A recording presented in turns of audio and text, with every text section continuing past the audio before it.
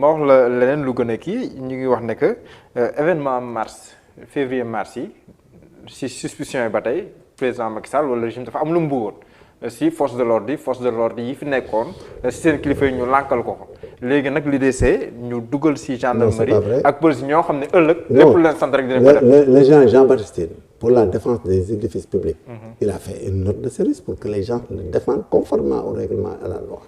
Donc il ne s'est pas opposé à l'intégrité, à la défense de l'intégrité des édifices. Il a fait une note aussitôt. L'événement de ce jour est un événement surprenant. Parce que d'un seul coup, les gosses sont venus attaquer. Xam nga sax dafa am ay secret yoo xam ne jarul wax parce que gis nga jour boobu gars yi attaqué leen may chance. Les gens n'avaient pas prévu, entre nous, les forces de sécurité d'une manière isolée, n'avaient pas prévu l'ampleur de ces violences prévoir une ko. Comprendre nga li ma la wax. De telle sorte que même sax bi leen di bett ci brigade yooyu ils n'avaient pas organisé les munitions et tout parce que les munitions quand même c'est des choses qu'il faut garder qu'il faut protéger et tout donc le premier jour là li ñu defoon loolu kenn sóoraale wu ko woon loolu leen may chance aussi sóoraale wuñ ko et que surtout il y avait beaucoup d'enfants mineurs qui étaient inconscients loolu aussi les forces de l'ordre ont fait la mesure et que l'imputabilité de cette affaire, c'est toute personne qui l'aurait organisée et l'aurait commandité, tu es le responsable. Parce qu'il faut que nous n'ayons les lignes dans ce pays. Dans ce cas d'espèce-là, qui serait responsable? Mais celui qui a appelé à manifester. Qui? Mais celui qui a appelé en public et devant les radios. Ousmane Sonko. Non, je ne prononce pas de nom, mais il faut qu'on soit clair et qu'on soit régalien dans un état de droit. Il faut que nous arrêtions de faire de la menace subversive et après se victimiser, de dire à couloir, à faire connaître des théories dans les télés. Tout le monde a appris. Il faut qu'on arrête. Dans ce pays-là, il n'y a pas de jang, il n'y a pas de dara. Il faut qu'on respecte les principes de droit. Mais on ne les respecte pas, Michel. On ne peut pas appeler à la violence et à la révolution publique. Après, même dans les territoires, tu entends des gens qui font du n'importe quoi. Même il y a du séparatisme au niveau de la presse et des gens qui communiquent dans les télés, pas les journalistes. Personne ne parle du droit et ne respecte le droit. Chacun a inventé de toutes pièces pour féminiser les institutions étatiques, la police et la gendarmerie. Il y a une possibilité que des nervis, entre guillemets, nous doublons les police ou la gendarmerie. Non, l'État, s'il veut les mettre mais pas de nervis. C'est le recrutement des jeunes de moins de 30 ans. Une partie, on les prend dans les militaires, une partie de l'autre côté. Parce qu'il faut que les édifices soient gardés pour que les gens puissent faire le maintien de l'ordre. Tout simplement, là, il a renforcé pour pouvoir que l'ordre public soit gardé. Mais monsieur, s'il n'était pas un type conscient, si c'était dans un autre pays, ils n'ont même pas besoin d'avoir 1000 gendarmes. Ils te tabac le tête. Dañuy teg seen A52 fii comment l'appelle-t-on la centenaire. mais suñu armée quand même. mais dañoo après sa armée mi ñëw na mais tout ça c'est pour protéger des vies humaines. heure bi si on en avait tué 20 000 heure bi suur nañ leen ba seen yàq say gars yi fàtte nañ ko. Que ça soit clair. Kon si wàllum gestion bi. on gère de manière. ñu ko gérer pour ñu donner une chance mais positive. La gendarmerie et la gestion sécuritaire. La gestion sécuritaire lors de ces dernières années. On a pris des jeunes qu'on a sacrifiés. Il faut que ça soit très clair. Que les gens par des manœuvres quelconques. Ils ont dit que si vous cassez les biens, vous éparpillez l'argent et les biens dans la rue, les Sénégalais vont sortir parce qu'ils n'aiment que ça. Ils ont ouvert. Vous avez vu comment on ouvrait les quais. Quand on a tout ouvert, c'est normal. Sauf qu'on a fait Sénégal, ils nous mais quand on fait des chiffres après, de la faim, pourquoi c'est 3 mois, 4 mois? Est-ce que les gens n'ont plus pris? Mais est-ce que personne est mort de disette? Vous avez vu quelqu'un dans la rue? Quelqu'un dans la rue? Est-ce qu'il y a au Sénégal? Est-ce que vous avez comment nous expliquer le départ, le limogeage du général Jean-Baptiste Tine par les événements de mars, février-mars, qu'on est en train de non, nous savons que Jean-Baptiste est président avec Jean-Baptiste.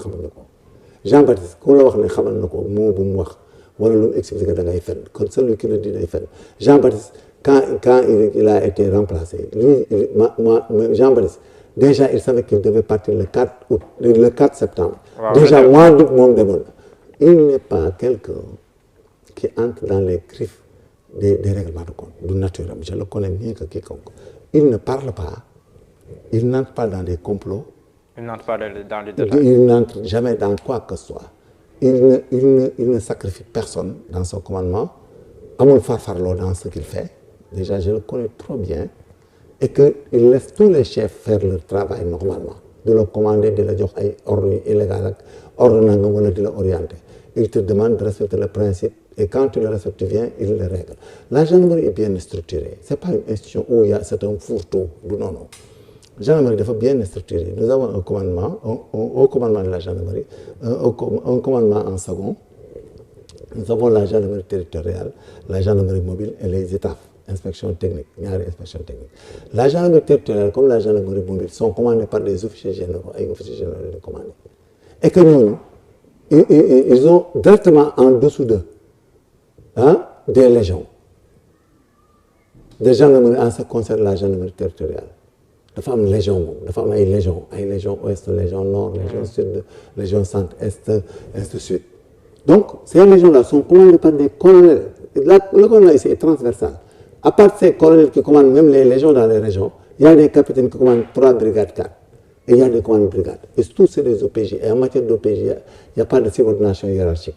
La responsabilité de l'OPJ, du général, est idem à la responsabilité du grade, même si un gendarme est OPJ. Et que nous, dans notre système, tout ce que tu fais, tu réponds à ça. Et nous avons bien formé les hommes pour qu'ils sachent et qu'ils savent comment utiliser les armes, quand les utiliser et dans quel contexte. Donc, quand vous attaquez une brigade, c'est le commandant de brigade et ses gendarmes, ou voire même le gendarme le plus ancien qui est là-bas, qui organise la défense et qui le fait. Quand on est au maintien de l'ordre, nous n'utilisons jamais les armes sans les circonstances, il m'a dit tantôt.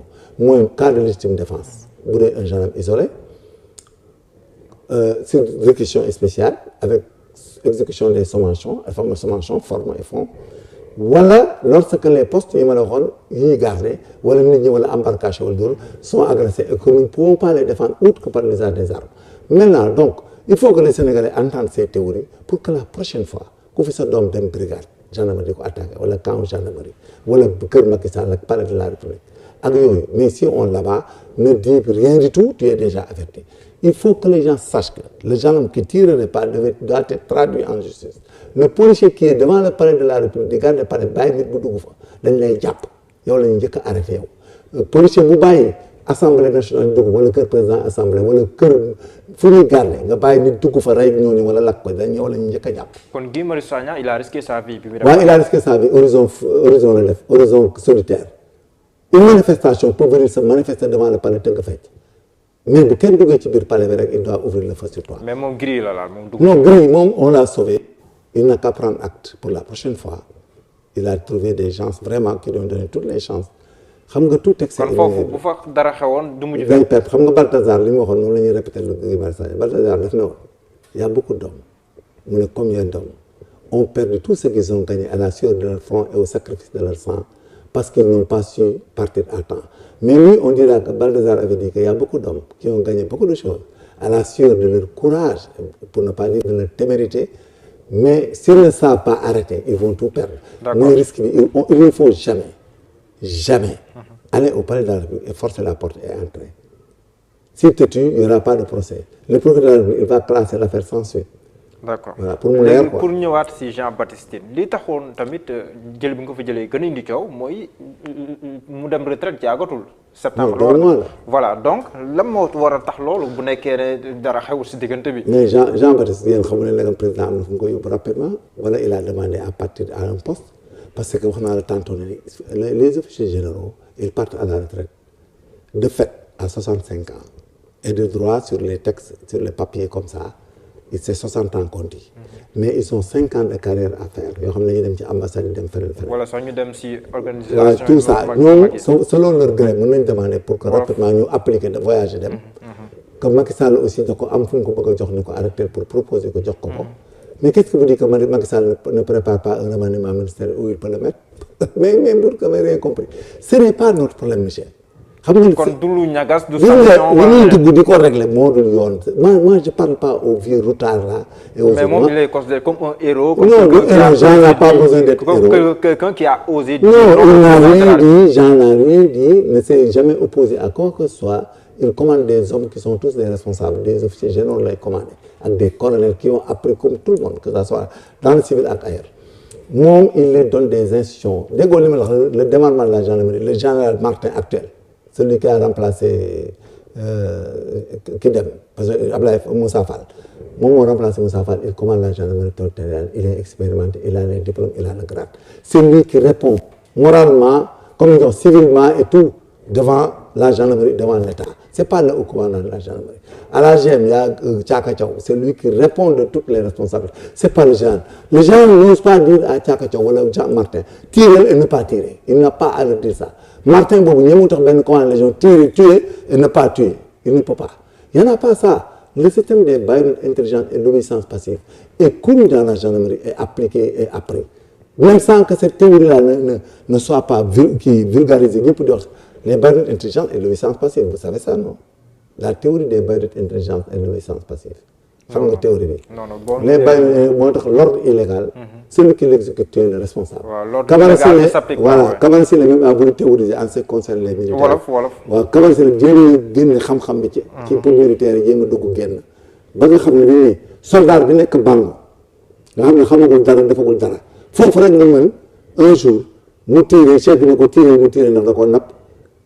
ñu jox ko chef bi mais un gendarme policier boo xam ne bu mën a doon l'ordre illégal dañ la enseigné kenn du ko exécuter l'ordre égal dañ ko exécuter bu ñuy former gendarme ak policier dañ leen di former ci théorie yi ma la wax dañ leen di former maintien de l'ordre mooy police administrative dañ leen di former maintien de l'ordre rétablissement de l'ordre règle bi yëpp les infractions à ne pas commettre les infractions yi gars yi mën a commettre sa kaw yow théorie bi dañu ko le président de la République lui ce qu'il fait il ne fait que regarder apprécier ce que font les gendarmes. Ils demandent aux gens qu'est-ce qui s'est passé, comment ça s'est passé. Les gendarmes font des comptes rendus. Chaque matin, ils font des comptes rendus. Tout ce qui se passe dans la gendarmerie. Macky Sall, ça y est, le matin, il sait ñaata accident am ñaata ci dee ñaata blessé. Ça y est, il sait meurtre am na wala dara da koy xam.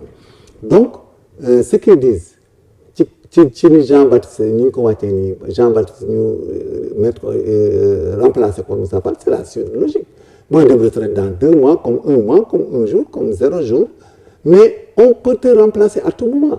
Pas de fait que d'un coup remplacer, mais nous, Wally Faye et tout ça, nous sommes retraités. Nous, le Gomis devait nous dire l'intérim. Il y avait des malades, on les a remplacés.